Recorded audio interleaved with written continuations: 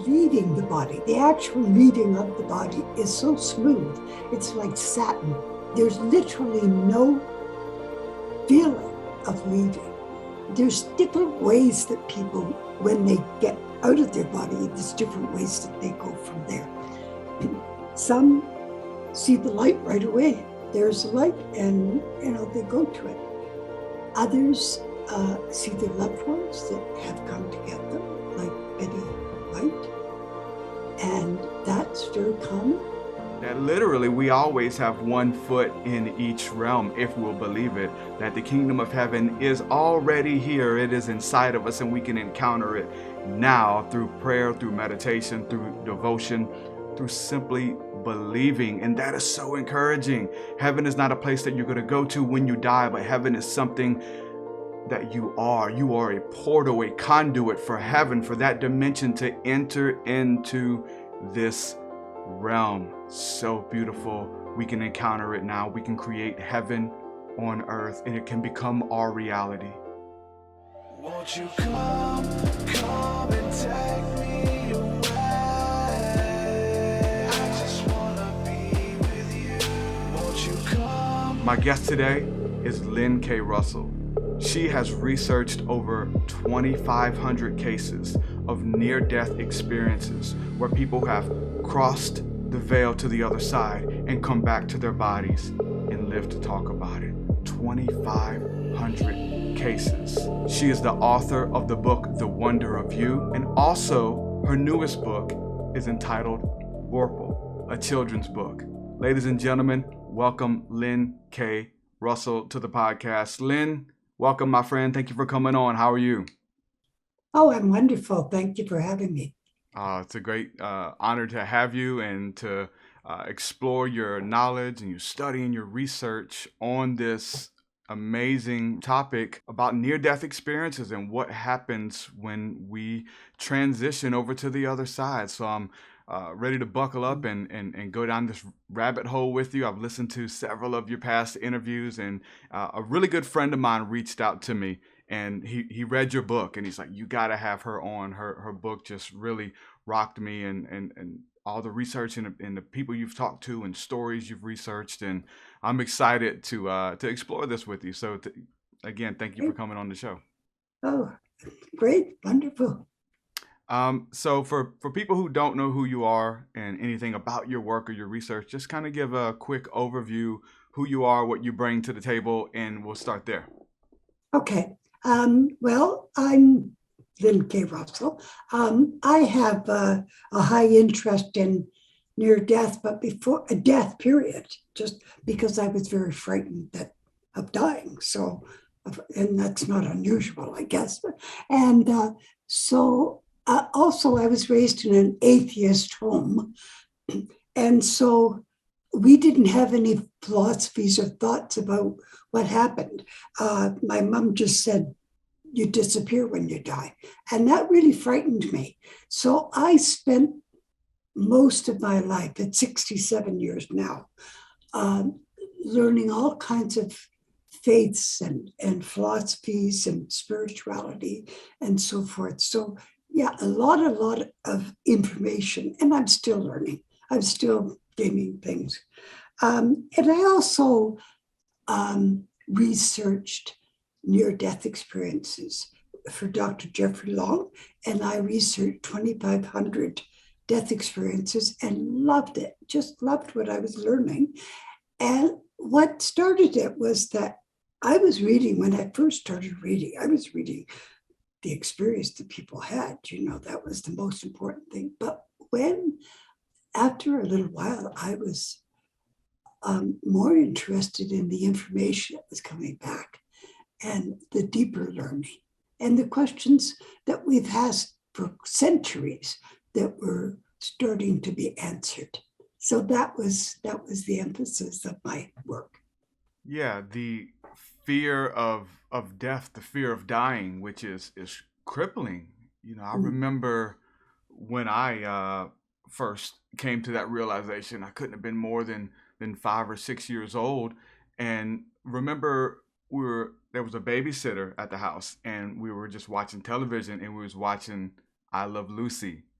And Oh, I said, I want to meet Lucy one day. You know, we were just little kids watching this big old television. And the babysitter said, well, you can't, you're not going to be able to meet her. I said, well, why? Well, she's dead. What's that mean? What do you mean we can't meet her? We can still meet her. No, she's dead. Why'd she die? Did she get shot? Did she get run over? No, she just died of old age. Old age? What do you mean? Everyone everyone has to die. Everyone's gonna die. And I remember the terror that came upon me and my little sister of like this panic, like, and you're gonna see nothingness. You know what happens when we die? There was no yeah, heaven, there was no afterlife. It was just it's over. It's just blackness. You don't exist yeah, anymore.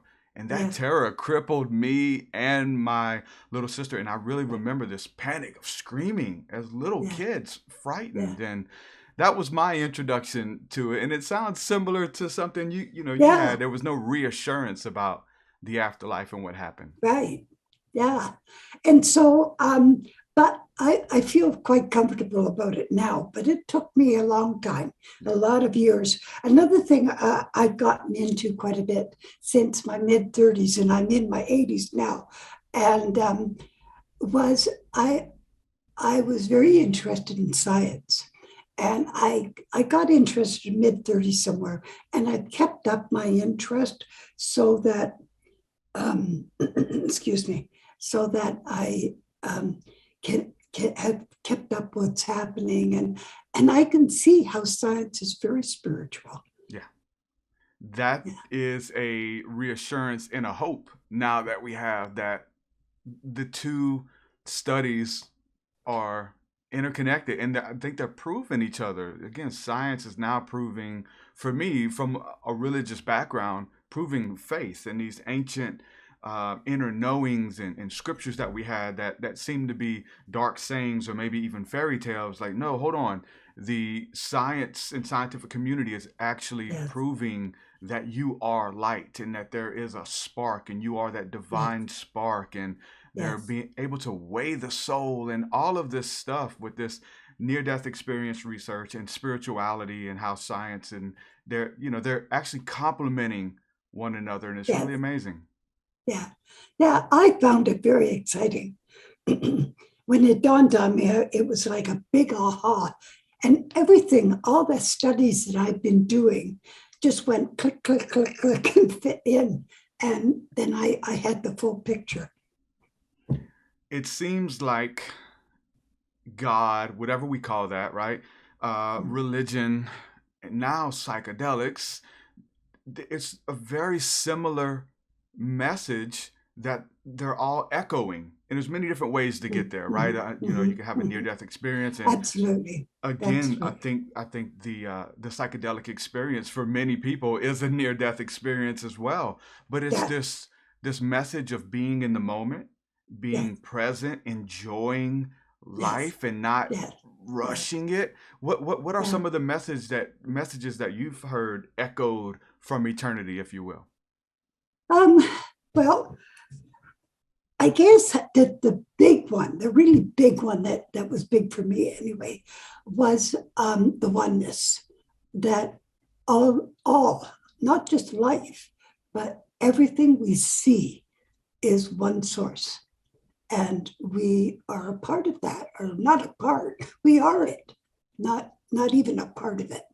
And so that was so exciting for me too. And then, as I said, science has backed that up, and now we're looking at consciousness and that being our reality, and that's what we call soul. And again, we mentioned science. Science is really doing a lot of research on consciousness and how it affects how you feel. Um, if you're optimistic, once you get a bad diagnosis, like the rate of your recovery rate, just about how you think and how you vision and what Absolutely. you believe shows itself to you. So Yes. consciousness is has always been explored, but now we have a lot of more tools, I think, with modern technology to Yes. measure it and to experience it. And Yes. again, Yeah. it's all saying that similar It's songs. It's a similar story. I love it. yeah, it's very exciting. it's all these questions that we've had. Where did we come from? Why are we here? What are we supposed to do? It all fits together perfectly with the understanding. So that's exciting. So, with your research and kind of getting started because you were afraid of death and wanted to know what happens, and you weren't satisfied with the answer that you got, I'm assuming there was a fear there. I think all of us have the fear of death, right? When did that leave? Like, how far along in your research or spiritual journey did that fear of dying or fear of death leave you? I actually left around 1970s. Um, I had a magnificent STE, a significant transformative or spiritually transformative experience. And it just helped me to see things from a different perspective. And what happened was I had been doing all of this reading and studying, and I'd also been doing meditation and so on. So I had, I had my feet right into all of this pretty strongly. And and then one day I was doing the dishes in the kitchen, and there was a window above the sink, and in the backyard was an apple tree. And when I wasn't even thinking of anything spiritual at all. And all of a sudden, I was the tree. There was no separation. I was the tree was me. And then every single, and in this case, it was life form because I thought it was only life. I've since learned differently, but every single kind of life form that I thought of, I was that life form, and it was me. There was no separation. I mean, it's sort of hard to express because it was so oneness. And then the next experience, I call this one experience. It was three separate experiences that lasted. They had days between, 2 or 3 days between each one. And each one lasted probably not much more than a minute or two. Anyway, that was the end of the feeling of oneness, with the connection to everything. And I had read about that through cosmic consciousness and things like that. So I thought, oh, that's so cool, and I just felt honored and delighted that I'd had that opportunity to experience that. Well, then days went by, and now I'm wiping fingerprints off the hall wall. I have 3 kids, and I'm a single parent. And all of a sudden, I don't see the wall anymore. I'm seeing an atom, and with the nuclei and the electrons going around, and then that expanded to our solar system and the sun with the planets going around. And then that expanded again to galaxies. And so it was like a micro, macro universe kind of thing.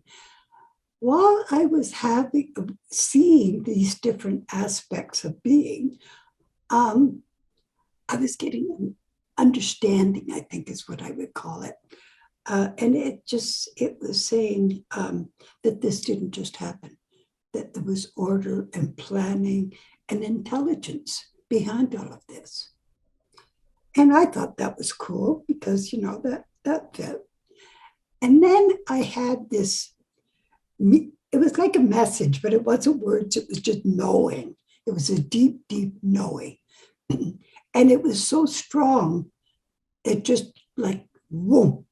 And it was, and it said that my being was intricately connected with the operation of the universe. That actually scared me because I thought that sounded like an awful lot of responsibility that this little human dust particle, when you're thinking about the whole universe, could possibly do. So it worried me a little bit. I didn't understand it at all. And now that's the end of that one. Again, a few days later, this time I'm in the living room and I'm picking up toys. And sorry, excuse me. And all of a sudden, there's this presence in the room with me. And it was beautiful. It was such a beautiful feeling. It was more love than I have ever felt. Now, I didn't see anything. I just saw my living room, but I felt this such strong presence and this amazing amount of love. It was just blew you away kind of thing. So then I thought, this is, I didn't know what to expect or what to feel, or I just was taking it all in.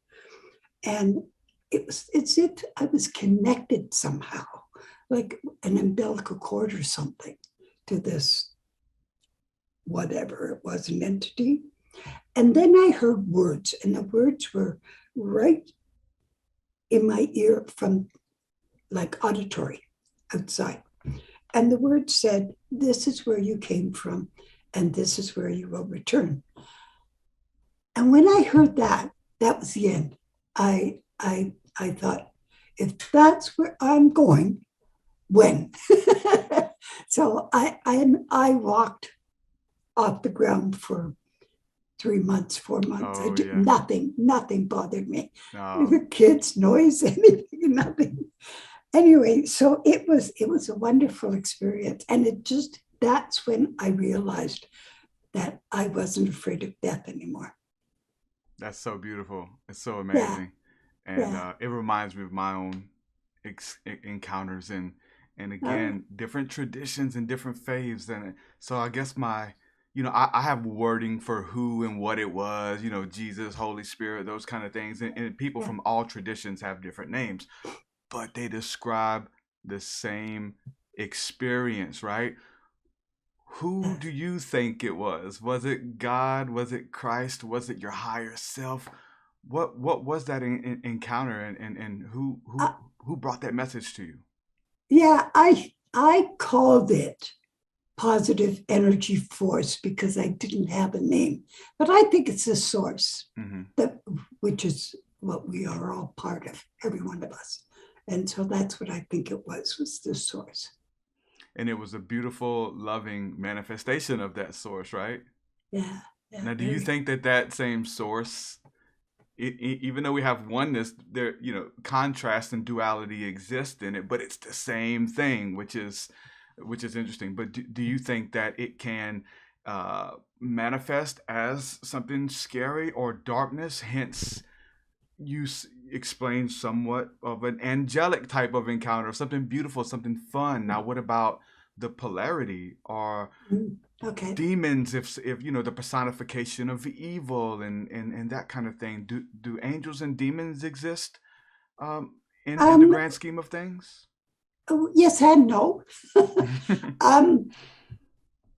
I think that the source knows how difficult it is for us to be going through this separation experience.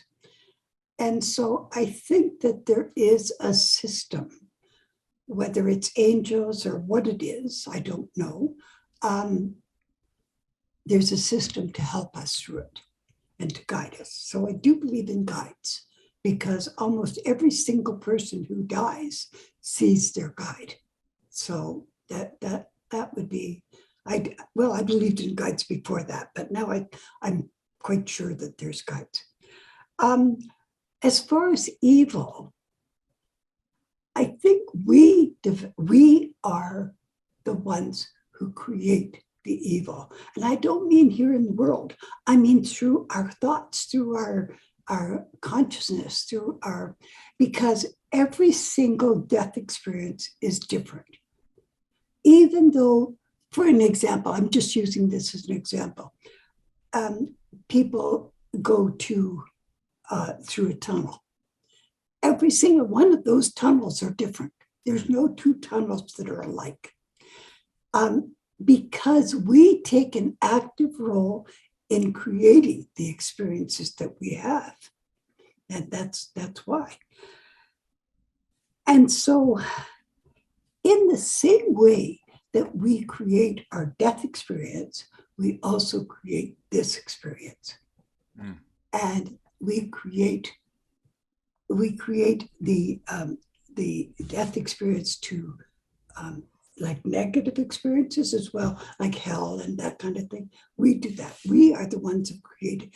Every single time that I have studied a person who's had a death experience that was negative, and they have asked for help to get out of there, every single time they have been taken out instantly. Mm. And then they say, well, what was that all about? And the answer comes back, that was your creation. You were the one who made that. That was what you thought it should be. Mm. Hence the Christ figure that would show to a lot of people as well, their Messiah that they're waiting on, their beloved. For people who believe that tradition, for others, it's their family members that greet them and show up. And, I'm reminded and in the Bible. Sometimes both. Exactly. Sometimes both, yeah. This big welcoming committee. I'm reminded in the Bible, in the book of Acts, it talks about Stephen, who was a martyr, and the Apostle Paul watched him get stoned before he died. And it says he looks up and he saw Christ. He saw Jesus in the clouds and in the glory. And the Apostle Paul witnessed that. So I'm reading that story about Stephen. And then recently, we just lost Betty White. And Betty White, they said that her last words on her deathbed, her last words was Alan, the name of her husband who had passed on. And there's all of this information about your loved ones when you're getting ready to transition. They come, greet you, and help you make that transition and comfort you. Yeah. They are the comforters, if you will. Yeah. Such amazing stories. Yes. And that does happen often, that, your loved ones or someone that cares for you. I had a very small death experience. It was so small that it didn't have a great deal of significance. But because I actually thought, because it was before we even knew anything about death experiences. And so I really thought it was my imagination until I started reading about death experiences. But anyway, I was going to this tunnel and I had a guide with me. And the guide was actually, he was dressed like a priest. And I kept thinking, what's a priest doing here? I don't belong to any church. I'm not a Catholic or anything. So I couldn't figure out why I had this priest with me. I think, and I got an impression that there was a bit of humor somewhere in there. I'm not quite sure what that was all about, but anyway. So, and then we were on our way up this tunnel, and I could see a pinprick of light. And then this big booming voice, male, of course, came down and said, "Take her back. It's not her time." And the guide that was with me said, "But she died." And the voice said, "Take her back. She has much left to do." And that was it. So I didn't get to go to the garden or to a city or some of the beautiful places that people get to go to. And that's why I don't think it's very much, because I only got that far. But maybe it's just as well because some people who have had death experiences have a hard time readjusting to this existence. Yeah, that's true. That's one thing a lot of them say. Let me ask you this about the tunnel, right? The tunnel. And that's one thing, going into the light, going into the tunnel, you hear different terms like that when it comes to near-death experiences. I've been experiencing in meditation somewhat of a tunnel. Usually as I'm focusing on the stillness in front of me, the blackness in front of me, and I just I right. try to focus on that as much as I can, and eventually a light shows up. Mhm. And I try with my conscious awareness to go into the light, and it Mhm. moves around and it pulls me deeper within the trance. But when I try to go into it, things start happening. There's like almost like wind pushing back, and I feel I'm traveling Oh, into it, and so many epiphanies and downloads and realizations and beauty and cool. bliss come, and I'm just trying to connect dots. Could that be the same tunnel or the same light that we experience when we cross over, that we can engage with in the dream state? Oh, yes, absolutely. Certainly it could be. There are people who have had death experiences that never died, and they've had the full NDE. So it's very possible. Um, so yes, that sounds, but and there people who meditate often, if they're, if they meditate long enough and they've done it for as many years or whatever, they teach themselves they don't need to work at the meditation, and then their concentration can go on other things. And yes, absolutely, you could go to the light. And one of the things that happens in the light, by the way, is that all knowledge, there, every single question that a person has is not only answered, but everything that impinges upon it. Yeah. So, it's like a big wolf of information. And that's what it sort of sounds like you're getting. Yeah, it's beautiful. And again, the articulation of the words. I love all the words. I love Akashic. I love Book of Life. I love 0 Point. I mean, uh, Yes, so, it's so many different words from different traditions about the stillness, the blackness again, and then the light that shows up, yes, that holds this information, these records and knowledge. And yes, I would say that, early on, when you're new to it, everything's really fast. It's hard to grab anything. And so my goal has been just to grab something, because there's hmm, so much information. It's the information superhighway, literally, but it's like, let me yeah, grab yeah, this and just remember it when I come back. I've yeah, gotten yeah, better. People get better. But have you experienced that? There's just all of these, it's so much, it's overwhelming. And so it's a bit yeah, slippery. yeah, yeah, yeah, I have.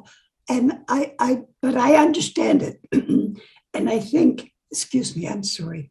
This is age. You get old, you lose your voice. Yes, I have understood, I have had that experience. And I guess because I understood it and I knew what was happening, because there are other people who have had death experiences that go right immediately into the light, and they don't go to the garden or they don't go to some kind of physical place. And so uh, I understood where they were, what was happening. So that was great. That's great. Yeah, good for you. I'm impressed. It's you know, I enjoy our spiritual connection again, um, that we don't have to wait till we die to That's experience right. heaven or to experience That's true. bliss. We can Yes, engage it absolutely. now. The great Yes, teachers tell us that the kingdom of heaven is within you and it's around you. And so we yes, can experience it now. So, yes, the spiritual practice, which means a lot to you as well, yes, very much so connected to this work. yes. And another thing to fit in with that is your thoughts, how you allow, because I think most people just go through life da, da, da, da, da, and don't stop to think about the thoughts that are running through their brain all the time. I mean, like it's a bazillion thoughts in a day, or even in an hour. And we don't stop to think about it unless we are concentrating on one specific thing. Yeah. And and if we really could teach ourselves to be more aware of our thoughts, then and that's where the positive comes from. And we could create heaven here on Mm. earth. Yes. What we see is because we've made choices. These are what's happening in the world is our choices. Lynn, how many people have you spoken to about their near-death experiences? Well, I should explain. I have spoken to quite a few, and I've also texted them or telephoned them, different things like that. But I've also not. What happened with NDERF? That's the people that I did the research for. I researched for Dr. Jeffrey Long's first book, Evidence of the Afterlife, and he wanted somebody to do all the research for the book, and then he was going to use Hard it. That's work. fine. Yeah, it was. Well, it was and it wasn't. It was so fascinating. Yeah. In the beginning, as I said, I was more interested in what happened to people, but after a while. But anyway, what happens is that NDERF people write, and that's Near Death Experience Research Foundation. And so people write their experience. And then they have a huge questionnaire that they have to break apart. And that questionnaire, I would take the questionnaire and break it all apart and say, how many people saw the light? How many people went through a tunnel? And different aspects of the death experience, what the hearing and sight and all those kind of things. So I would break it all down and then feed it back to Dr. Long. And so that was my job. So quite a few of them I didn't meet or talk to at all. Well, how many different stories was it altogether? 2,500. Wow. Yeah. But it was just, actually, the truth is that I did about 2,000 for Dr. Long, but I was so fascinated with what I was learning, I just kept going. I didn't want to stop. And you've actually put this stuff in your own books as well, right? Your findings and experiences as well. Yes, I have two books. One, well, the first two books are The Wonder of You, What the Near-Death Experience Tells You About Yourself. And the first book is went over so well because it's a whole different way of looking at death experiences. So it really was very popular. And so then a second edition came out. And so it's first and second edition. The second edition is quite different because I included science in the second one, where the first one was strictly what happens and how I interpreted it and how it was how it mattered to us here in this world. Wow. Lynn, why the resurgence? Why the overwhelming interest in NDE research right now? Yeah. 2022, 21, 2020. You know, I'm old enough that I have gone literally from horse and buggy to today. And because when I was a little girl, bread and milk and ice for our ice boxes, because we didn't have refrigerators, and or refrigerator, and also we had a man who came around and collected garbage and things, like things, reusable things, and they were all by horse and buggy. They were all pulled by horse and buggy. Anyway, so now I've lost track of what you were asking me. I'm sorry. The sudden interest in Oh, near-death yes. So I have watched how things have evolved, and it's been fascinating to be able to sit back and like watch from afar. And the boomers, the baby boomers, really took the world by storm and just turned it upside down. I'm about 10 years older than that group that began, the beginning of that group. And that was close to 10 years that it lasted.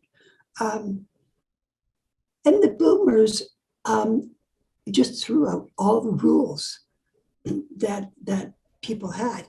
And that was the same time when the pill came in, and women's lib, and the Beatles, not too far after that, and all of those kind of things worked together and started to put people's brains in a different mind frame.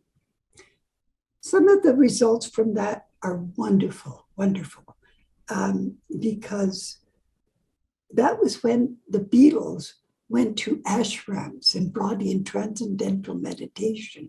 And that's when people went, ugh, and they just loved that. They just grabbed onto it, especially the young ones. And so, and I was going back, I'd gone back to school at that point in time. So I was right in the thick of it when the kids were, doing all of this stuff. I was there watching it all.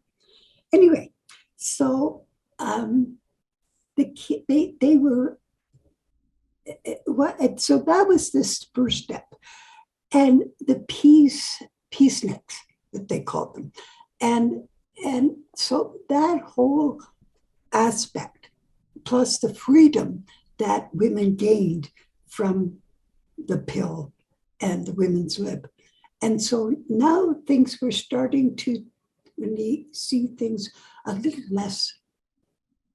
What words do I want to use? Masculine, or whatever I want to use, but a little more less aggressive, I think. Because the women were having more say and more power in. And before, women did. The husband was the one who had the say, no matter whether he was right or wrong, no matter what. And women didn't care. They didn't have to go to school, because they just stayed at home and looked after kids. The boomers and the economy and women didn't want to stay at home anymore. They wanted to get out there in the world. Anyway, so I watched all this flow throughout the season, and now I think that these are the grandchildren of the boomers that we're seeing. And the boomers were really into that, but then they left it behind. Quite a few did, and went into business and became the executives and all that kind of stuff, and fighting to just live day to day. But the kids, the grandkids, have picked it up somehow. Those lessons have been passed on, and now the grandparents have mellowed, and they're not quite so aggressive and so forth with business. And so maybe they're teaching their kids, but that's one of the experiences, or one of the things. I also think that there is souls coming into the world now, specifically for this purpose, because I think that that the world is on the precipice of a huge change, We just need to get rid of all the old people that have got locked in pots and open up the door, to let the new and fresh come in. Well, Yeah. So it's interesting, just someone who is a good steward with their life, and someone who has lived a life and seen all of this stuff, and it does different things to different people. I have friends who are older and who are into research and all of this, but it's left them bitter. It's left a sour taste in their mouth, and they're ready to check out, and they're not happy with this experience and things like that. But I talked to someone like you who isn't afraid of death, but it's not like you're wishing or hoping like it's better. You're enjoying. You're a good steward with your time and your breath and your energy. And different people have different, come to different conclusions with the same 24 hours in their day. Well, I think, okay, there's a bit of a background history to this. I won't go into too much detail. But I was assessed as mentally slow when I was in grade 2. I was 7 years old.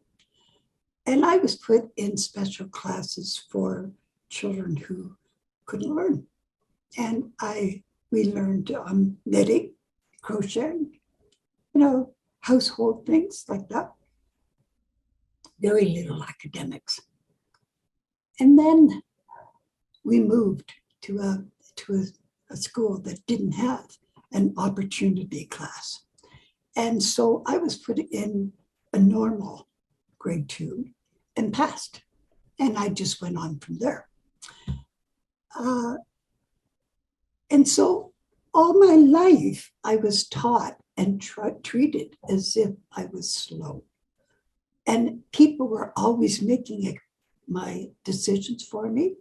And my dad was a bully. He was not a nice person at all. And he just made life miserable for myself and one of my brothers. He was just a horrible person, really. He's not now, he's probably beautiful now. Anyway, so the point is that in that experience,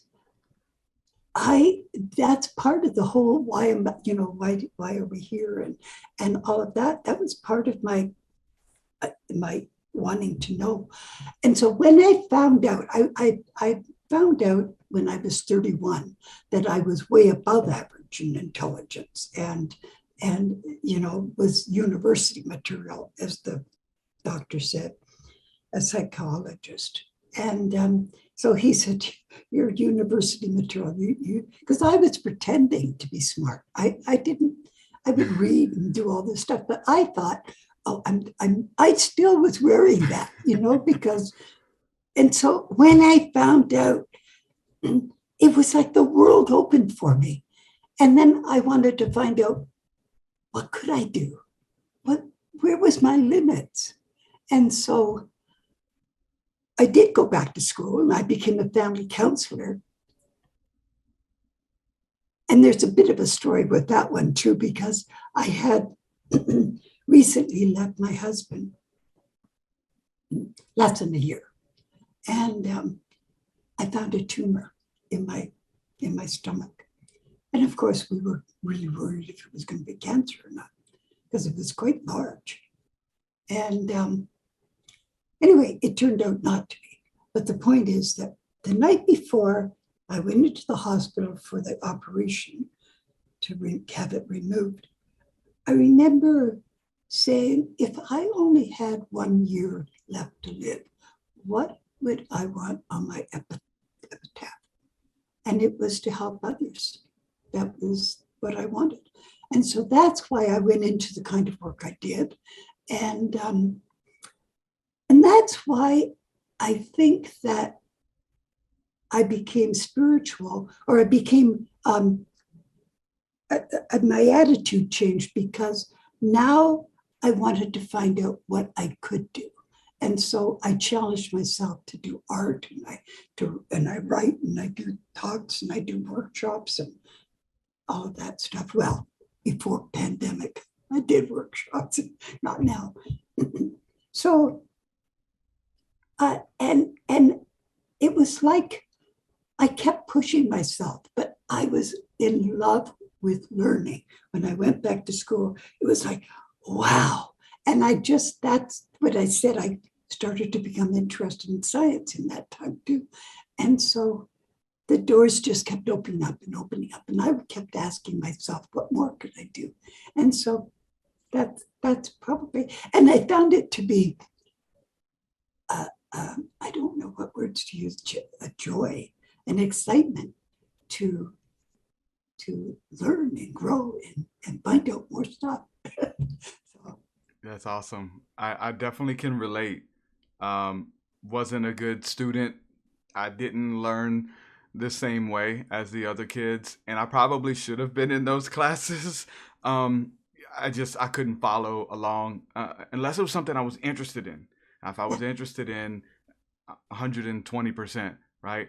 So for me, it was when I got out of school and got into religion and spirituality, many years removed, and I started studying and researching and fell in love with it for the first time of something they were trying to teach me in school. It just didn't click because I wasn't interested in social You studies or just weren't math. there. Yeah. But the spiritual research and the ancient texts, I was eating it up and having all these books open at the same time and Oh, cross-referencing good for you. words and definitions. And it's like it came alive for me for the first time, and how awesome that felt. And I wasn't dumb, kind of thing. Like I could if I would apply myself, but there was something in me, and it's in a lot of people, that it's almost impossible to give yourself over to something that your heart's not in, and to act like it and get through it. And it's like hell a little bit in a sense, because it doesn't mean anything to you, and it's hard.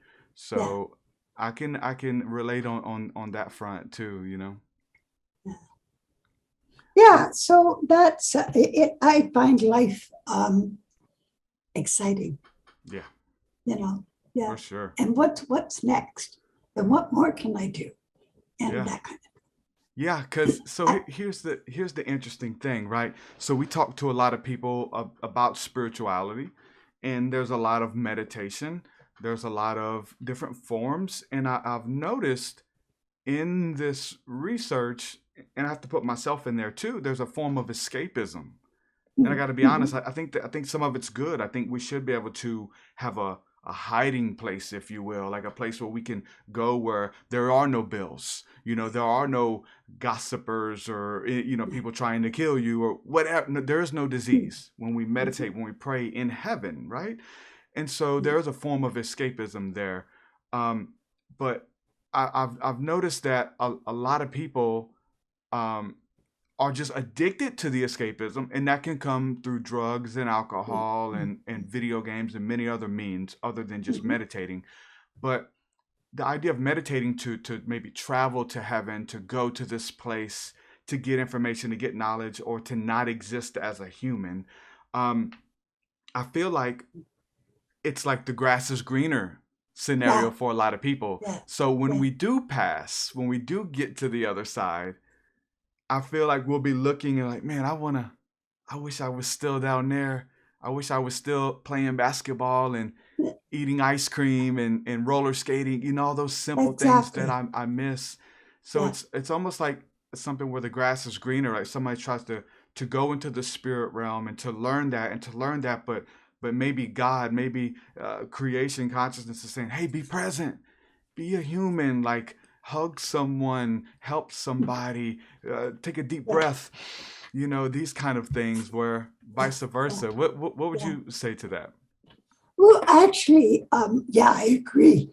But all right, we are source. And so I want you to imagine for a minute, and this is in my book.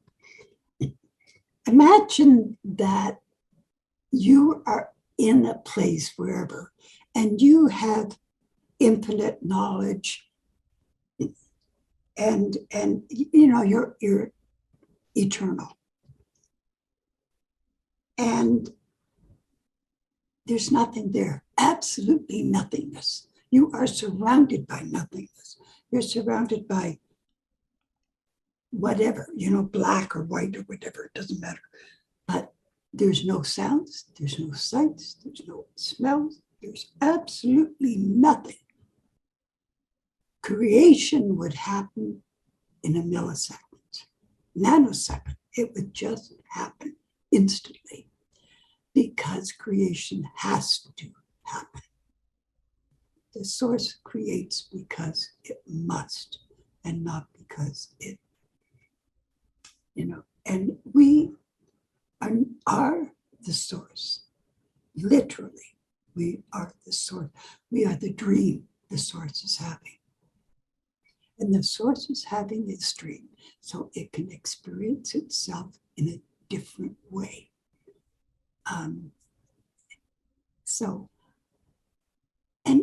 And each one of us is individuals, and we know two people think and deal with situations in exactly the same way. And so that way we are also sourced and provide we provide learning and growth and experiences and just being, just to be. And so if we can understand that there's this energy, positive energy force, I can't think of what else, other words, and it is having this consciousness, and its consciousness is everything that we are experiencing and way more. Then you see that when you leave here, you would return to the source, but because that's where your reality is, your consciousness. But the problem is that you would return to the source, but you would have a very hard time just being there, like what do they say? Roll around heaven with the, harps and whatever. It's not quite like that. But anyway, even just maintaining what we have, and so we would want to come back, not we, because we're source and source wants to continue to create. And so that's what reincarnation is. Reincarnation is not individual, although it's expressed as individual souls. Okay, so it is, and we see ourselves as having lived the other life, and we actually did, and we don't lose our memories either of the lives that we've lived, because that goes into the source, because the source is all right. So we are giving to the source, but we have to return because we can't stay here. We just can't. That was one of the next questions I was going to ask you, was about the memories. Do we retain our memories, and can we revisit them and live in them, or play them over like a reel, all the beautiful times in our lives, or the bad times? Yeah, actually, we do keep our memories very much so, and we also keep the love that we have of others, and that never goes. And as a matter of fact, if people that you've had a difficult time with, when you get over there, you love them. So, people, I like to tell people this, like with interviews, because it's so important for people to understand that when the soul passes on, all those issues that they had before, it's gone. It's gone. For the soul that's passed, you may still be holding on to things, but it's gone. There is no negative there.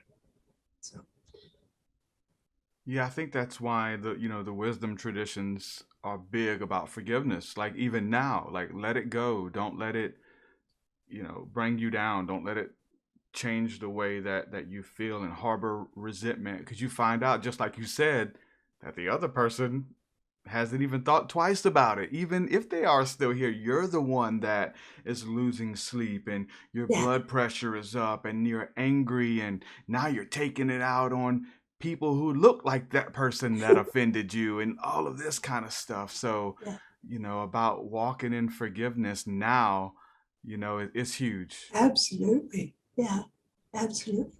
And just let it go. It's back to that consciousness thing again, or back to the thought, to keep positive thoughts as much as possible for as long as possible.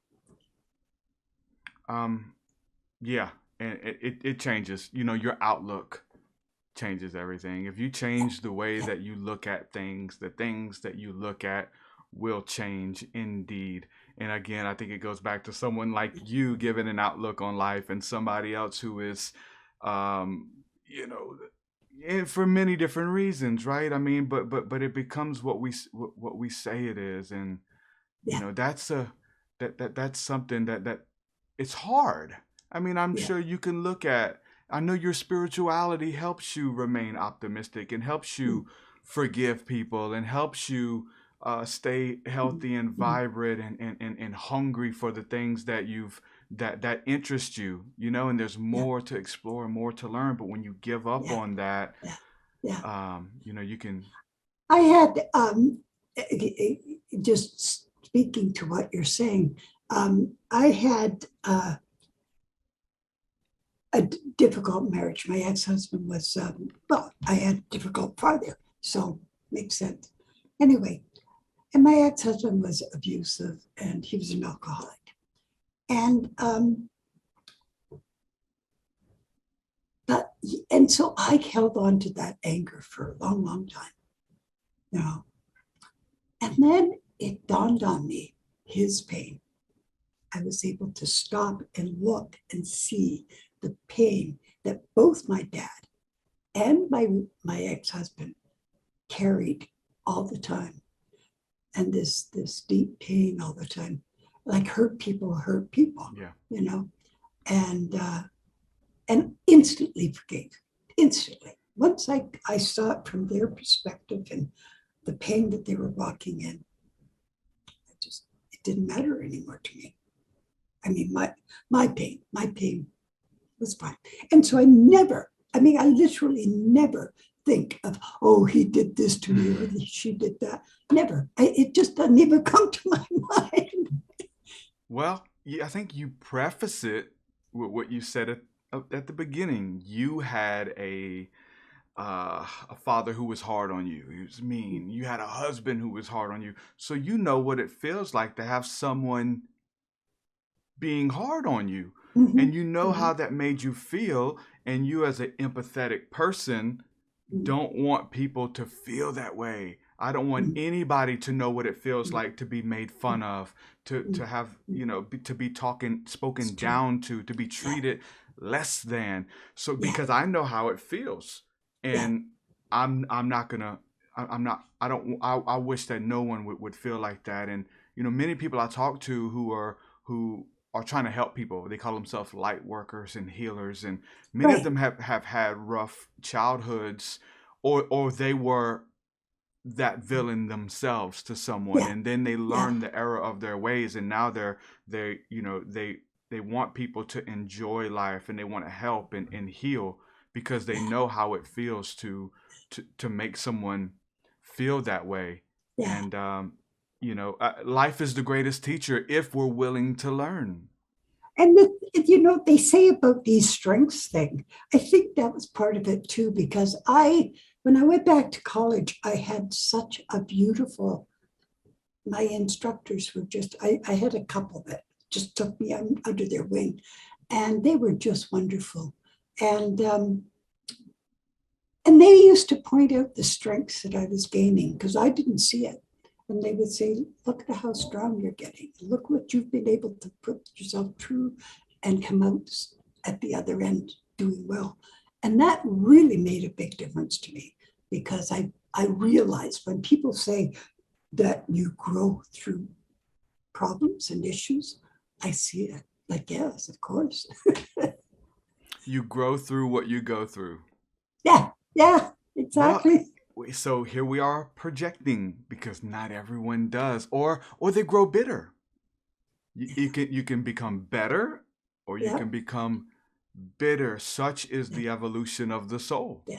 The That's same absolutely right. situation happens to two different people, and they interpret it different. They have a different outcome, a different Absolutely.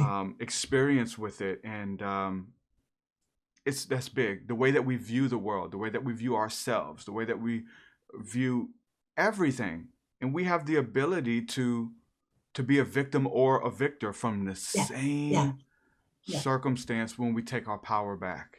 Yes, exactly. And when Yeah, people find that out, it changes everything. yes, yes. That, and I found for me that realizing that I was source changed too, because that gave me that when I first realized that, it was like the big aha thing. Mm. I said to myself, I can accomplish anything, like literally anything. I don't know how right now, but I have accomplished things that were pretty amazing. I had health problems and they're gone. And not all of them, but they're under control Hmm. and much, much better than they were. So, and one of them is completely gone. So, what you were saying about, positive thought and being able to cure ourselves. And people have had death experiences and had this big aha learning and come back completely cured, completely. They don't have any issues anymore. Yeah, it's so awesome. Like you Yeah, said about your mystical, spiritual experience, whatever you want to call it, like you were vibrating for months. You said, yeah. but True. still today, like you hold that's a piece of who you are. You Yeah, know, yeah, the yeah. most of us are only marked by like the negative experiences in our lives, which do mark us. But I Hmm. think the beautiful experiences make up for that if we let them. And Yes, I've been yes, there. And I'm big on an encounter. To encounter, like philosophy's good, reading and all that's good, but let's put it to use. Let's put it to work. These yeah, meditations on techniques on meditations and chakras and healing and prayer. Let's do it. Let's engage, yeah, because once you encounter it and feel it for you, it imparts something to you that nobody can take away. yes, yes. Absolutely. I totally, yeah. And it's so enlightening. I mean, I hear that word, but how can I say it any other way? It just freeing. Hmm. It puts you in control of, because we really think that life happens to us. We don't realize that we make life happen Yeah. and that we are the ones that are in the predicament we're in. Like I've made some stupid decisions and gone, oh. And then I had that leads to, like, the marriage my marriage was a foolish marriage. I I was looking at glamour, instead of looking at sensible quality. Anyway, so the point is that we make our mistakes based on our choices, and that directs our lives.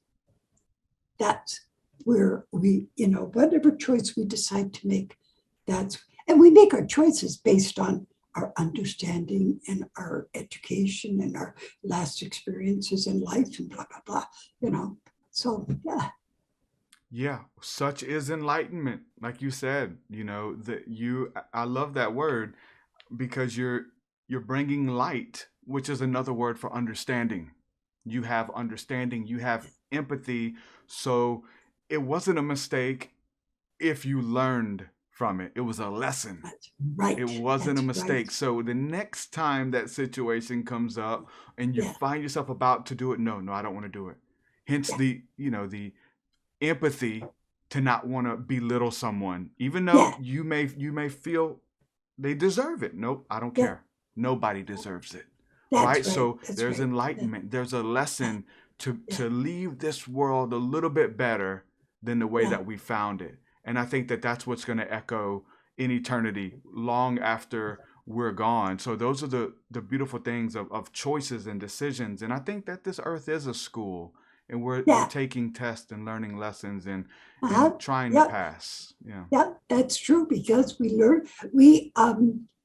I'm actually not sure about this. I mean, I still have things to learn. um, I don't know whether the soul leaves here and eventually goes into the light, or whether the soul stays at the level that they've left, at their Mm, developmental level, and then comes back and develops a little bit more and a little yeah. bit more. Um, so I don't know Yeah, that's that very. answer. I've been studying that a little bit as well, with the idea of ghost and the idea of Right, ascension.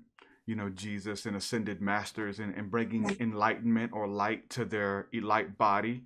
so that they can take their place amongst the highest of the stars in the ethereal worlds, in the spiritual world? Well, I think when they get there, then they become source. They don't, they just enter into the source and are source. Now, they may in consciousness reach out, like you were talking about angels and guides and things. So they will reach out, because we all know that we've had, not all, but a lot of people have had experiences where you know that you've been touched, or there's been an intervention of some sort. I'm certainly, I've had tons of them. Yeah. So, I love those stories, and that's why I wanted to have you on.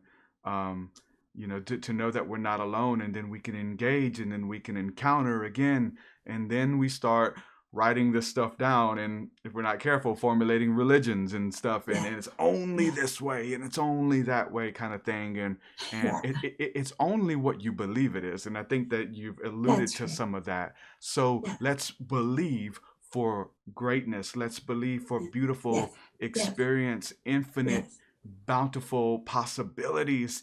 And if you believe that, it will show itself to you. Yeah. And I think that is coming. I see the young people today being, I really love them. They're beautiful. They're so open, and they want so much to see a better world, and they're willing to get into spirituality, not religion so much, but the spirituality. And so good for them. Yeah, there is a resurgence in that as well. And I love that the ancient path is coming back, the path of the ancients, and sound healing and meditation and exploration, and man, all of that stuff, which a lot of people think it's new, but this is very old, very old. And so this ancient technologies and this song is coming back to us. We're listening and we're hearing it, and we're implementing it, and it's working. And we're finding ourselves more at peace with ourselves, at peace with our parents and our family and our enemies, and we are by default doing all of the beautiful things that are written of in the holy books, by just being at ease and at peace with ourselves first, and then that extends to everyone else around us. That's true. Yeah. Priceless.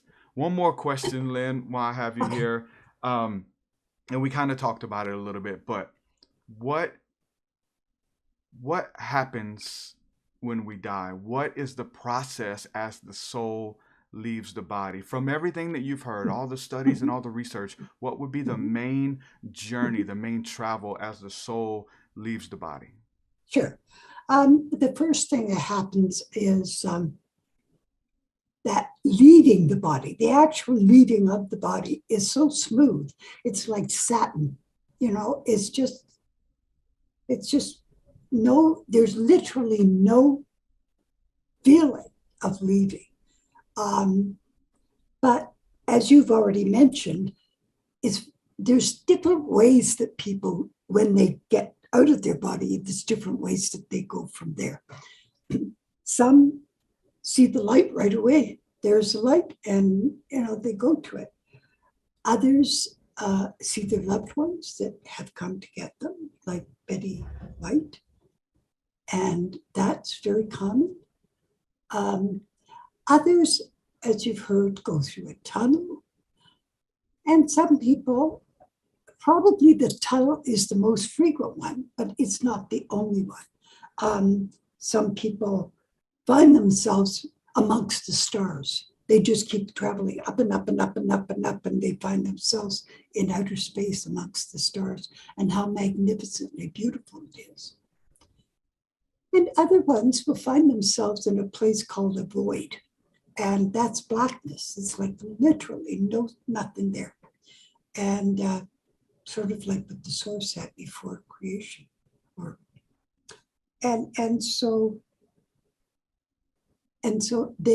But this blackness, most of the people feel, when they leave their body, they feel this comfort and a peace, and everything's okay. It's okay. You don't have to be frightened.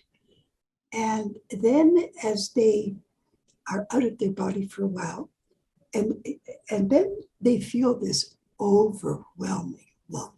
It's so much love that nobody can find the right words to express it. It's just magnificent. And so they have this beautiful love. And then they go to wherever they're going to go to. And as I said, and I did mention the tunnel, didn't I? Anyway, we create our own. So, but the most common are a garden, a beautiful garden with streams and beautiful creatures. And sometimes some people see flowers and trees and things that don't exist here. Other people see creatures that don't exist here. So there's some people go to like a city that has huge edifices. They're like mansions made of gold and silver and ivory and beautiful, beautiful things, marble. And then, or other people will go to a place where there's a river and there's a bridge. And the bridge is separating them from permanent death. And they know that if they cross the river, they're on the bridge. They're not going to be able to come back. And then they meet their guides and they meet their loved ones that have passed before. That's very common. Not every single person, because as I say, it's all individual, but this is the most common. And they're shocked because, and I love this, they're shocked because they can see 360 degrees in every direction. They can hear, they can communicate telepathically, but they can hear multiple conversations and understand every single one of them. Oh my goodness. Yeah. They, and then I've already talked about the love, but they also have this great knowledge, like ask a question and some will enter into the light. They don't go to the garden or to the other places. They enter into the light and then they become the light. They literally become the light. Not everyone, by the way, that enters the light becomes the light, but some do, and some become the light, and they just melt right in, and they know they had this other life sometime, but it just doesn't have any meaning or any significance for them, and they see themselves as being a part of the creating force.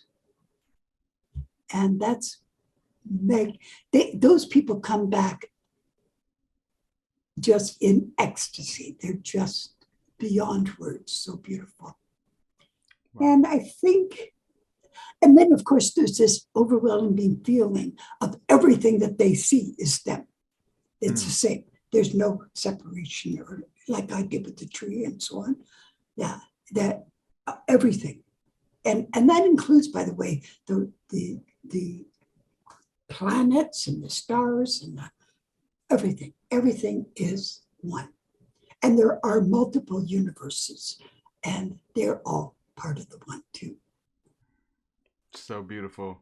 So much to look forward to, as if this life was the end, but simply the beginning, and life continues well beyond this plane of existence. And so many people have come back with that story, and that's their testimony, and have said that they've experienced these places and have seen this stuff. So if we get to pick, if we get to choose from our memories, from any, it almost sounds like the possibilities are endless, with infinite dimensions, universes, kingdoms, family members, gods, ancestors, all of this.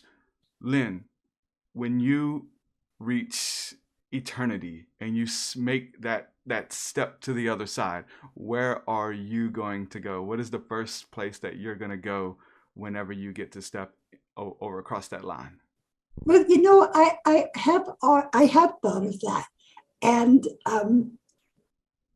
I've thought about being in the light because I sort of think that's where I'll go. But there's a part of me who doesn't want to go quite that quickly. I want to see the garden, but of course it would be my garden. It wouldn't be the garden Basie. It would be mine. And so, yeah, I sort of play with my mind. But you know what? Because I know that I am one with Source, all I have to do is think of the garden and I'll be there. So yeah. And all you have to do is think of the garden now. Yeah. And experience that, the Garden of Eden, we'll call it, where everything is good, everything is perfect and beautiful. And we live in that place because it's inside of us. Yeah. So beautiful to exactly. Hear people come back with these stories. So awesome. Yeah, that's a good statement. So good. Lynn, I really enjoyed this talk and exploring your knowledge and your research and your beliefs. And I really think that talking to people is key. That seeing what the majority of the people are saying, and the truth is probably somewhere in the middle. And you've talked to or researched at least over 2,500 people who have had encounters and experiences with the other side. And so there's a confidence that you now have, and you're sharing it with us. Thank you so much for all of your work and all of your research and your light and your inspiration. Thank you so much, Lynn. I enjoyed this talk. Can I mention my children's book? Yes. It's just being published in July and at the end of July. And it's about a boy who's living in a poor area of town. I don't know. I'm Canadian and we don't have the kind of slums that you have, but I know that in the States there's some pretty bad areas. Anyway, this boy is in some of those poor areas, and he, his mom and dad are separated, and he is husky. He's not fat, but he's husky, and he gets called names and bullied a lot from the wealthier kids.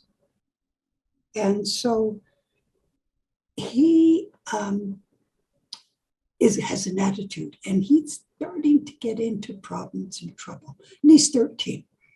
And so he has a school assignment that he has to do before he can go and see his dad on the weekend. Otherwise, he doesn't get to go.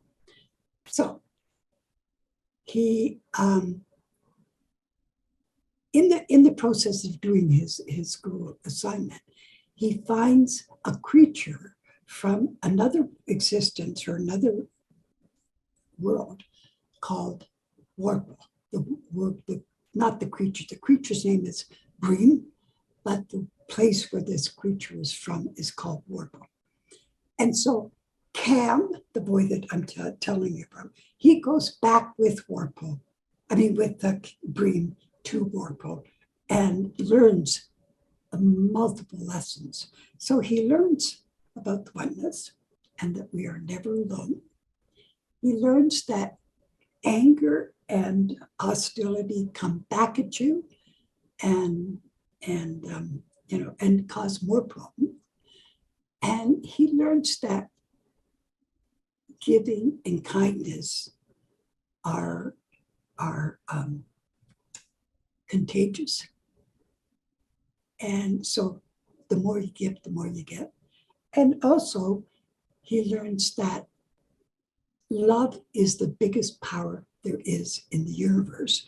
And the reason I put that in is because people who have entered into the light say that love is the basic element of the light. And that light, the energy of the light is love. And that it is love that is used to create wit. That's what the creation is. So we are love power. It's awesome. And what's the So name of the book again? the book is called Warple, Worpple, and it's on Barnes and Noble and Amazon. Awesome. Great. Thank you so much. And I will put that in the show notes and for people to go and pick that up and Great. check it out. And also your other books and all that cool stuff where they can go to Okay. your website and find out all about you. Thank you so much, Lynn. I really enjoyed this talk. It You're means the welcome. world. Thank you so much. Okay. All right. Many blessings. Bye-bye. Wow. What an exciting episode, man. I love exploring this topic and putting two and two together, hearing all of these different stories and talking to all of these different people, and then my knowledge and belief of ancient holy text and the Bible.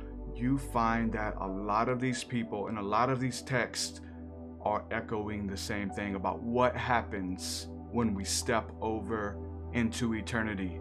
That literally we always have one foot in each realm if we'll believe it, that the kingdom of heaven is already here. It is inside of us and we can encounter it now through prayer, through meditation, through devotion, through simply believing. And that is so encouraging. Heaven is not a place that you're going to go to when you die, but heaven is something that you are. You are a portal, a conduit for heaven, for that dimension to enter into this realm. So beautiful. We can encounter it now. We can create heaven on earth and it can become our reality in a conduit to us and through us. This is heaven. This is the second coming of the Messiah. Whatever Messiah that is supposed to come and bring love. Listen, you may be the only Messiah that people see. You may be the only Bible that people read. So allow your life, allow yourself to be a conduit for that love, for that truth, for that energy, man. And we will transform the world around us. When it comes to stepping into eternity as a heaven or a hell to some degree, the things that we have experienced and the things that we have done come back to say hello. This is something that we're going through every day. Every day, the things that you've done, the lies that you've told, the things you've cheated on, the people you've cheated, you've wronged. When you lay your head on your pillow, you got to deal with that stuff. And it's up to you whether you bury it, whether you act like it didn't happen, whether you make excuses for it, whether you harbor resentment, or you confess it and get it out of you so that you won't have to deal with it in your imagination in the dream realm, in the dream state. So hence the life that you live, a whole life of a conglomeration of all the bad or all the good, or maybe the two are weighed out to what becomes your reality. I mean, that is our reality now anyway, in the type of person that you are, in the type of life that you live, and what you believe. It shows itself to you, not only now, but it continues to echo into eternity. So with that being said, do not let the sun go down on your anger. Confess your sins one to another so that you may find healing. Get it out of you, get it off of you so that it won't come back and deal with you. Deal with it now. Deal with it before it deals with you. The things that you've done in darkness will be brought and manifested into the light. You can't hide it. The thoughts that you think, all of it will be manifested through the type of person that you are, through the type of life that you're living. You can't hide it. Out of the abundance of the heart, the mouth speaks. Speak love, speak life, seek life that you may live. Again, you are a conduit for heaven or hell. For many people, you are a conduit for whatever is inside of you. Bring heaven inside of you. Open up. Get all the bad stuff out of you. Bring light into you. Deal with your darkness. Confront it face on. And that is what you will bring and you'll manifest for others to encounter. There's no greater reward for me. It's so, encouraging, enlightening, helping. Man, it's such an opportunity. The things that we want, we gotta give it. We have to become that for someone else. Listen, if you're ready to deal with hell and gossip and fear and finger pointing and ridicule, listen, many Christians are doing that. you know, and then many Muslims aren't, or many Hindus aren't, many Christians are finger pointing, many Christians are racist. Listen, I don't care about your title. I don't care about your card. I care about the fruit. And that's all God cares about. Man judges by the outward appearance. God judges according to the heart. And again, out of the abundance of your heart, your mouth will speak. Become that which is good. Whatever you want to see in the world, whatever you want to happen for you, become that for somebody else. And together, we will change the world. We will leave it just a little bit better off than the way that we found it. So I hope that you were blessed. I hope that you have overcome your fear of death, because we have overcome death. We are stepping into new life. Jesus promised, the Christ, the light, promises eternal life, life, everlasting life. And that is our promise. That is who we have. That is the light that is within us that will never extinguish. That beautiful light that begins to grow into a flame as we bring light into our lives, and we become light, and we begin to light other lives and fan to flame the fires that are within others. You are light, my friend, and that light, that energy cannot be destroyed. It cannot be extinguished. It can only be harnessed, transferred, illuminated, and that spark can turn into a wildfire. That's who you are. Luminous beings are we, not this crude matter. Thank you guys for being a part of this episode of the TruthSeekah podcast. Man, I could not do this without you. Thank you for believing in my work and partnering with me via Patreon. That's our membership platform. That is how you get access to the Thursday night School of the Mystics, the Sunday morning prayer, breathwork, and meditation. All of the stuff that I'm bringing to the table to access that is through Patreon. Guided meditations, courses, extra podcasts, webinars. We did a whole bunch of webinars on the Mystic Circle. You only get access to that now through the Patreon. So make sure you explore that and check out all of the cool things that I'm bringing to the table.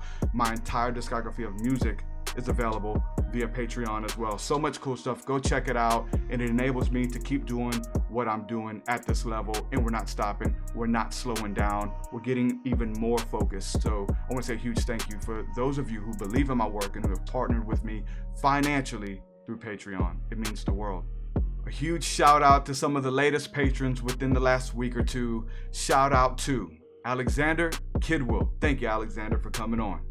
Roger Cousins. Roger, welcome back, man. Welcome back. That brother was with us years ago, man. He joined us on the School of the Mystics, man, probably 3-4 years ago now. Awesome to see your name, brother. Welcome back to the tribe, man. Good to see you. Sarah Lacey. Welcome, Sarah. Great to have you. Sean Edwards. What up, Sean? Salute, man. Great to connect with you over Messenger. Great to have you a part of our tribe. And last but not least, thank you to Laura Souphead. I always butcher names. I'm sorry. I know your name's not Souphead. That's weird. Souphead. Maybe it is Souphead. I don't know. And I'm sorry for saying that. It's weird. Thank you for believing in the work. If you'd like to support, go to patreon.com/TruthSeekah to get access to all those cool perks that I just talked about, man. Thank you again from the bottom of my heart. So much more planned, so much more going on. If you're new here, make sure you click the subscribe button. Share this out on your feed, somebody who needs it. Click like, all that cool stuff. And look in the recommended videos in the recommended section here in the playlist. There's a pretty cool episode that you probably haven't seen before. There's almost 500 episodes. So very few of you have listened to all of them. Very few. Check them out. There's a bunch of cool ones. Your way so much higher than mine, so much higher than mine, so much deeper than mine, so much deeper than mine. Well, that does it for this episode, folks. To hear more episodes of the TruthSeekah podcast, head over to TruthSeekah.com. And if you're wanting to support the show and get rewards, go to our Patreon page at patreon.com/TruthSeekah.